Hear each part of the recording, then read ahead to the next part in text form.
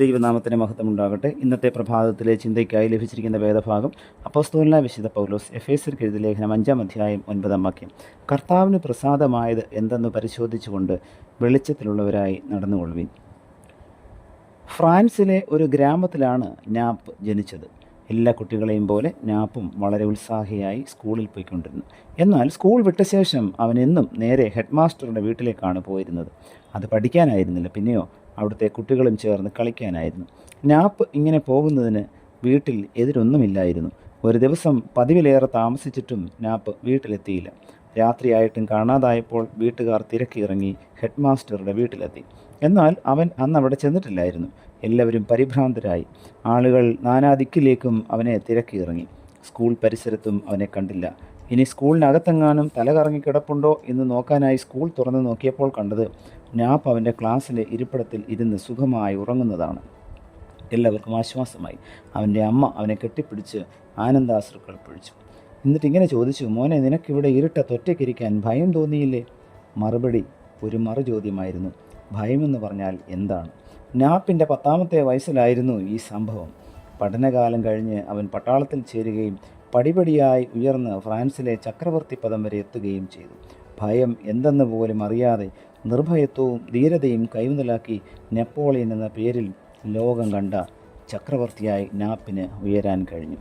Napoleon ഫ്രാൻസിൽ ചക്രവർത്തിയായിരുന്ന കാലം ഇംഗ്ലണ്ടും ലോകത്തിലെ ഒരു വൻ ശക്തിയായിരുന്നു. കടലായ കടലുകളിലെല്ലാം അവർ ആധിപത്യം പുലർത്തി. അവരുടെ കപ്പൽപ്പട പ്രസിദ്ധമായിരുന്നു.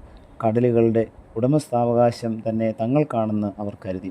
അന്ന് മറ്റ് രാജ്യക്കാർ കപ്പൽ ഗതാഗതത്തിന് ഇംഗ്ലണ്ടിന് ചുങ്കം കൊടുക്കണമായിരുന്നു. നെപ്പോളിയൻ ഈ അനീതിയെ എതിർത്തു. 2 രാജ്യങ്ങളും തമ്മിൽ യുദ്ധമായി. അവസാനം പേരുകേട്ട വാട്ടർലൂ യുദ്ധത്തിൽ വെച്ച് AD 1815 നെപ്പോളിയനെ ഇംഗ്ലീഷുകാർ പിടികൂടി. സെൻറ്റ് ഹെലീന എന്ന ദ്വീപിൽ തടവിലാക്കി. അങ്ങനെ നെപ്പോളിയൻ്റെ സകല പ്രതാപവും അസ്തമിച്ചു. AD 1821 അദ്ദേഹം മരിക്കുകയും ചെയ്തു. എന്തുകൊണ്ട് ഇങ്ങനെ ഒരു അന്ത്യത്തിൽ കലാശിച്ചു എന്നത് അവൻ്റെ വാക്കുകളിൽ നിന്ന് തന്നെ മനസ്സിലാക്കാൻ കഴിയും. അവൻ ക്രിസ്തുവിനെ അറിഞ്ഞവനായിരുന്നു എങ്കിലും ദൈവത്തെ ഭയപ്പെട്ടിരുന്നില്ല. സ്വന്തം കരബലത്താൽ അവസാനം വരെ നേടി നിൽക്കാം എന്ന് അവൻ കരുതി. അവനോടൊപ്പം ദ്വീപിൽ മന്തോളൻ എന്ന ഒരു ഇംഗ്ലീഷ് പ്രഭുവും ഏതോ കാരണത്താൽ തടവുകാരനായിട്ട് ഉണ്ടായിരുന്നു. തടവിൽ കിടന്ന കാലത്ത് ഒരിക്കൽ നെപ്പോളിയൻ മന്തോളനോട് ഇങ്ങനെ ചോദിച്ചു, നീ ക്രിസ്തുവിനെ അറിയുമോ? ഇല്ല എന്ന മറുപടി കേട്ട നെപ്പോളിയൻ തുടർന്നിങ്ങനെ പറഞ്ഞു, ഞാനും ചാർലിമെയിനും കരബലത്താൽ സാമ്രാജ്യങ്ങൾ സ്ഥാപിച്ചു. എന്നാൽ അവയൊക്കെ തകർന്ന് തരിപ്പണമായി.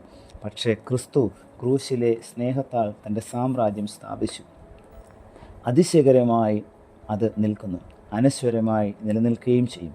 ദൈവം നമുക്കെല്ലാം ഓരോരോ കഴിവുകൾ തന്നിട്ടുണ്ട്. ഈ കഴിവുകളെ മനസ്സിലാക്കി ദൈവം ആഗ്രഹിക്കുന്ന രീതിയിൽ അവയെ വളർത്തിയെടുത്ത് മറ്റുള്ളവർക്കും സർവോപരി കർത്താവിനും പ്രയോജനമുള്ളതായി തീരുവാനായിട്ടാണ് കർത്താവ് ആഗ്രഹിക്കുന്നത്. നിർഭയത്വവും ഉത്സാഹവും കഠിനാധ്വാനവും ഇതിനാവശ്യമാണ്. എല്ലാറ്റിലുപരി ദൈവത്തെ ഭയവും മറ്റുള്ളവരെ മാനിക്കലും നമ്മിൽ നിന്നും ഉണ്ടാകണം. നമ്മുടെ വളർച്ച, നമ്മുടെ സ്ഥാനമാനങ്ങൾ, നേട്ടങ്ങൾ, ഇവയുടെ നിലനിൽപ്പ് ദൈവത്തിൻ്റെ ഹിതവുമായി ബന്ധത്തിലുള്ളതായിരിക്കണം. സ്നേഹം, സാഹോദര്യം, ദയ, മനസ്സലിവ്, സത്യം, നീതി, വിശുദ്ധി ഇത്യാദി ഗുണങ്ങളോടുകൂടെ കർത്താവിന് വിധേയപ്പെട്ട ഒരു ജീവിതമായിരിക്കുവാൻ നമുക്ക് ശ്രമിക്കാം. ദൈവത്തിൻ്റെ പരിശുദ്ധാത്മാവ് നമ്മെ അതിന് സഹായിക്കട്ടെ. പ്രാർത്ഥിക്കാം. പ്രിയ കർത്താവെ, കേൾപ്പിച്ച വചനത്തിനായി നന്ദിയോടെ സ്തോത്രം. കർത്താവിനെ ഭയപ്പെടുവാനും കർത്താവിൻ്റെ കൽപ്പനകളെ ഭയപ്പെടുവാനും ഞങ്ങളെ അവിടുന്ന് സഹായിക്കണമേ. നിർമ്മലതയോടും വിശുദ്ധിയോടും കൂടിയുള്ള ഒരു ജീവിതം നയിപ്പാൻ തക്കവണ്ണം ഓരോ നിമിഷവും ഞങ്ങളെ അവിടുന്ന് ഇടയാക്കണമേ. പുത്രൻ്റെ നാമത്തിൽ പ്രാർത്ഥന കേൾക്കണം പിതാവേ. ആമേൻ.